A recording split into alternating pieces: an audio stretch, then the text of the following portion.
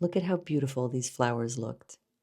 We started in the spring, we worked our way through summer, and well into the beginning of October.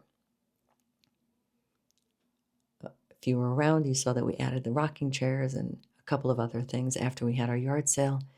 And of course, the fern that ate the table because it just kept growing.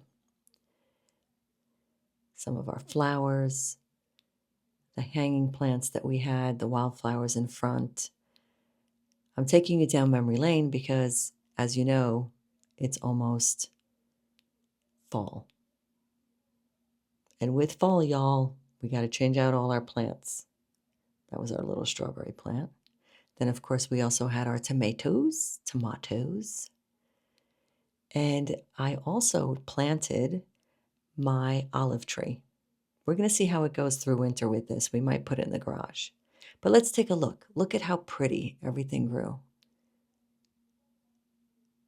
Right? These flowers really did so well, these wildflowers. I think I put too much seeds in some of them. I'm going to change things up for next year, but this year I just thought, let's put them in these planters in front of the house. And so many people would stop and ask me, where did you get these? And I was like, I don't know, they're just seeds. And of course, the potted plants, the planters that hung, and of course, that fern back there. Wasn't it delightful?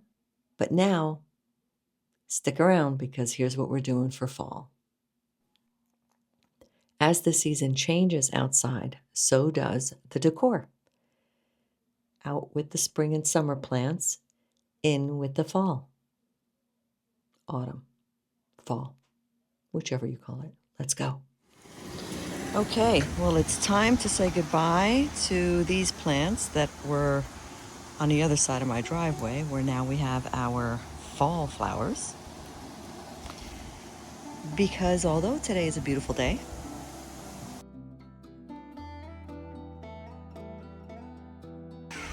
we're getting rid of all of our spring stuff.